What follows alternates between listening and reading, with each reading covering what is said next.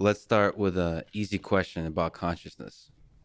In your view, is consciousness something that's unique to humans, or is it something that permeates all matter, almost like a fundamental force of physics?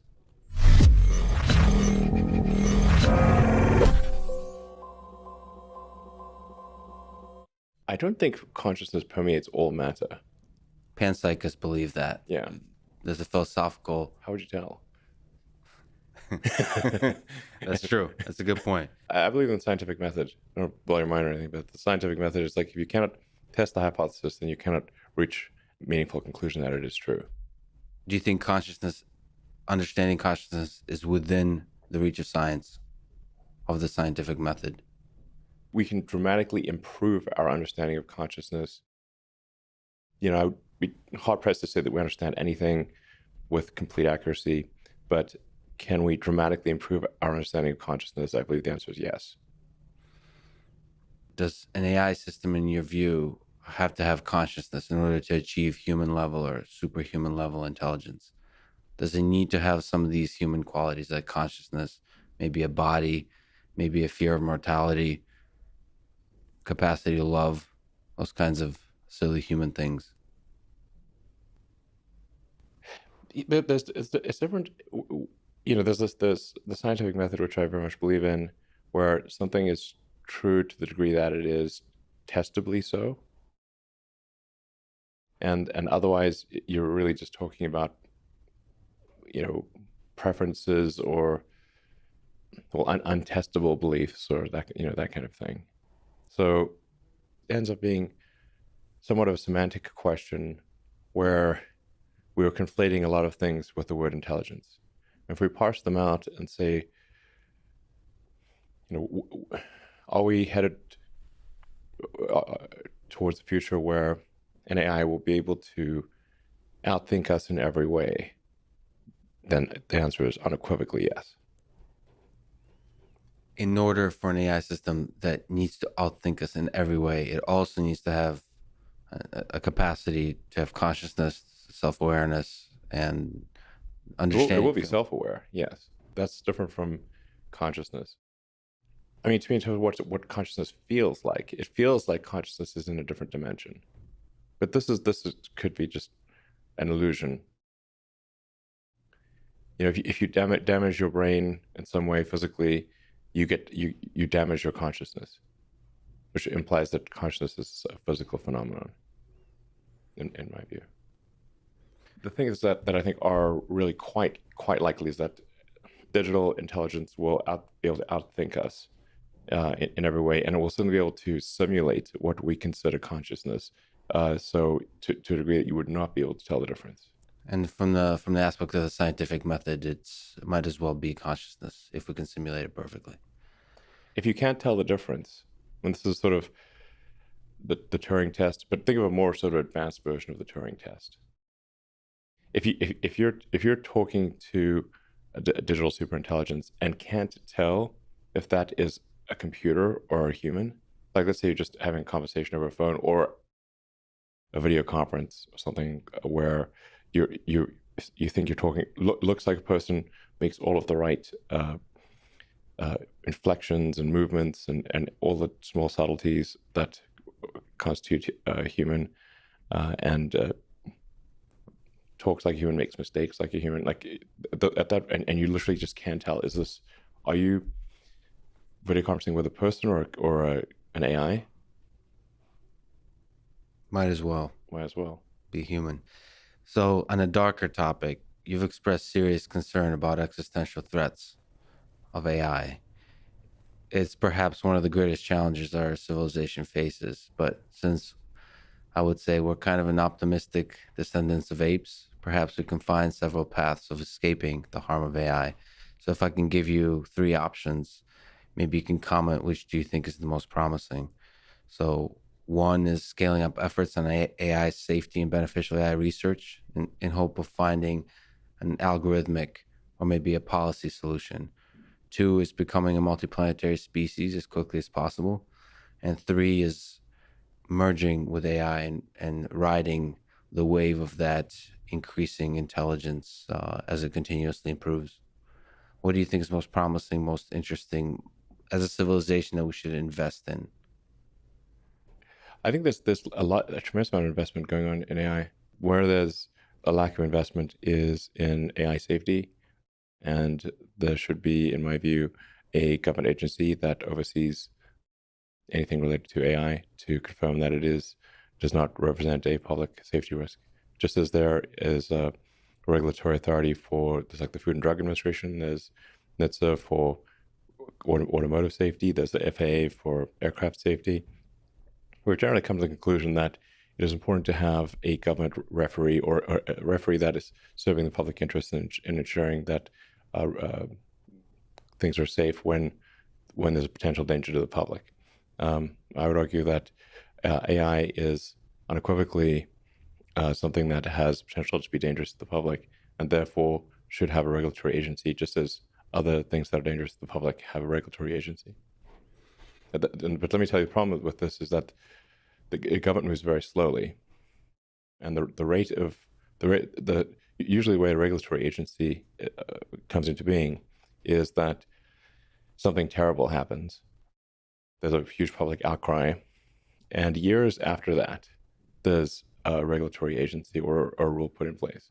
Take something like seatbelts. It was known for, I don't know, a decade or more that seatbelts would have a massive impact on safety and save so many lives and serious injuries. And the car industry fought the requirement to put seatbelts in tooth and nail. That's crazy. Yeah. And I don't know, hundreds of thousands of people probably died because of that. And they said people wouldn't buy cars if they had seatbelts, which is obviously absurd. Or look at the tobacco industry and how long they fought anything about smoking. That's part of why I helped make that movie, Thank You for Smoking. You can sort of see just how pernicious it can be when you have these companies effectively achieve regulatory capture of government. The bad. People in the AI community refer to the advent of digital superintelligence as a singularity. That is not to say that it is good or bad, but that it is very difficult to predict what will happen after that point, and that there's some probability it will be bad, some probability it will be good. We obviously want to affect that probability and have it be more good than bad. Well, let me, on the merger with AI question and the incredible work that's being done at Neuralink, there's a lot of fascinating innovation here across different disciplines going on. So the flexible wires, the robotic sewing machine, the responsive brain movement, and everything around ensuring safety and so on. So we currently understand very little about the human brain. Do you also hope that the work at Neuralink will help us understand more about the human mind, about the brain? Yeah, I think the work at Neuralink will definitely shed a lot of insight into how the brain and the mind works. Right now, just the data we have regarding how the brain works is very limited. We've got fMRI, which is that's kind of like putting a stethoscope on the outside of a factory wall and then putting it like all over the factory wall, and you can sort of hear the sounds, but you don't know what the machines are doing really. It's hard. You can infer a few things, but it's a very broad brushstroke. In order to really know what's going on in the brain, you have to have high precision sensors, and then you want to have stimulus and response. Like if you trigger a neuron, how do you feel? What do you see? How does it change your perception of the world? You're speaking to physically, just getting close to the brain, being able to measure signals from the brain. Yeah, will give us sort of open the door inside the factory. Yes, exactly. Being able to have high precision sensors that tell you what individual neurons are doing, and then being able to trigger the neuron and see what the response is in the brain, so you can see the consequences of if you fire this neuron, what happens, how do you feel, what does it change. It'll be really profound to have this in people, because people can articulate their change, like if there's a change in mood, or if they can tell you if they can see better or hear better, or be able to form sentences better or worse, or their memories are jogged or that, that kind of thing. So on the human side, there's this incredible general malleability, plasticity of the human brain. The human brain adapts, adjusts, and so on. So It's that's not that plastic, to be totally frank. So there's a firm structure, but nevertheless, there is some plasticity. And the open question is, sort of, if I could ask a broad question, is how much that plasticity can be utilized. Sort of on the human side, there's some plasticity in the human brain, and on the machine side, we have neural networks, machine learning, artificial intelligence. It's able to adjust and figure out signals. So there's mysterious language that we don't perfectly understand that's within the human brain. And then we're trying to understand that language to communicate both directions. So the brain is adjusting a little bit. We don't know how much. And the machine is adjusting.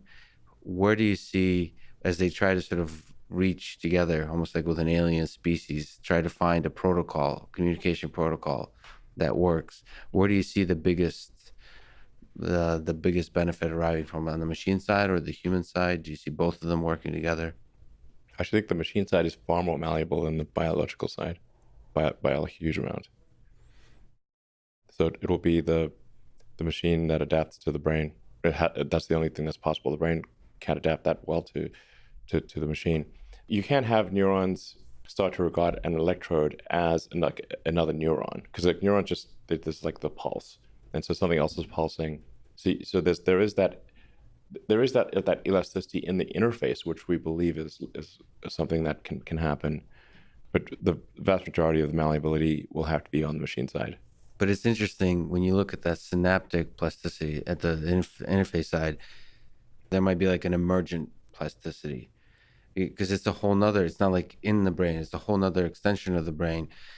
You know, we might have to redefine what it means to be malleable for the brain. So maybe the brain is able to adjust to external interfaces. There will be some adjustment to the brain, because there's going to be something reading and simulating the brain, and so it will adjust to that thing. But the vast majority of the adjustment will be on the machine side. It has to be that, otherwise it will not work. Ultimately, like we currently operate on two layers. We have sort of a limbic, like primitive brain layer, which is where all of our kind of impulses are coming from. It's sort of like we've got like a monkey brain with a computer stuck on it. That's the human brain. And a lot of our impulses and everything are driven by the monkey brain. And the computer, the cortex, is constantly trying to make the monkey brain happy. It's not the cortex that's steering the monkey brain. It's the monkey brain steering the cortex. You know. But the cortex is the part that tells the story of the whole thing. So we convince ourselves it's more interesting than just the monkey brain.